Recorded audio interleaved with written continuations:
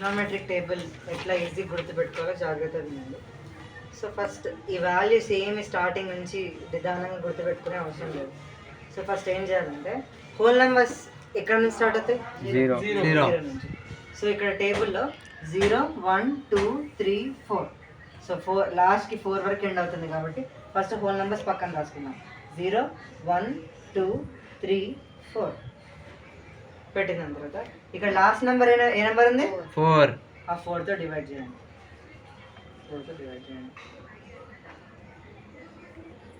ఇప్పుడు డివైడ్ చేసిన తర్వాత ప్రతి నెంబర్కి రూట్ పెట్టండి.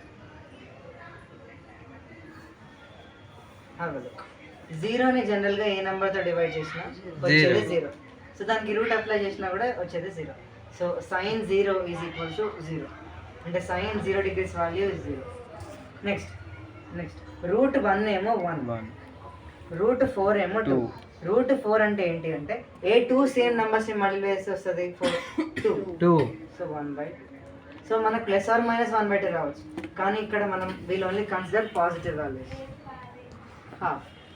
నెక్స్ట్ ఇది 2 1s 2 2s. Root 1 is 1, root 2 is root 2. This is 1/√2. Next root 3, దాన్ని ఎప్పుడు రూట్ 3 లాగా అట్లే వదిలేయాలి. ఎందుకంటే ఏ టూ సేమ్ నెంబర్స్ మల్టిప్లై చేస్తే 3 వస్తుంది, ఏ 2 సేమ్ నెంబర్స్ మల్టిప్లై చేసినా 3 రాదు. కానీ రూట్ 3ని మల్టిప్లై చేస్తే then you will definitely get 3. Next root 4 అంటే ఏ 2 సేమ్ నెంబర్స్ మల్టిప్లై చేస్తే 4 వస్తుంది. This is root 3/2. Next I can cancel 1 4 and 4. So 4 and 4 cancel చేసి మిగిలేది 1. Root 1 is 1. ఇప్పుడు సైన్ టేబుల్ అయిపోయింది. ఈ సైన్నే వెనక నుంచి రాసుకుంటూ రావాలి. 1 root 3/2, 1/√2, 1/2 and 0. So this is the way how I write sine and cos. ఇప్పుడు చాలా జాగ్రత్తగా గమనియండి. ఎప్పుడైనా మనం టాన్ నేర్చుకునేటప్పుడు ఏం చేస్తాం? Let's say this is my sin theta which is opposite by cos theta which is adjacent by hypotenuse.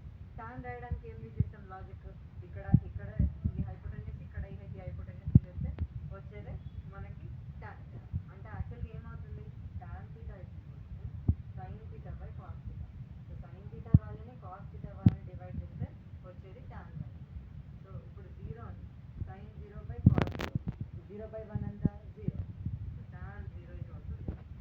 ఇప్పుడు tan 30 కనుక్కోవడానికి ఇక్కడ కింద ఉన్నది ఇక్కడ 2 సేమ్ ఉంది కదా, ఆ రెండింటిని పీకేస్తే మిగిలేది 1/√2.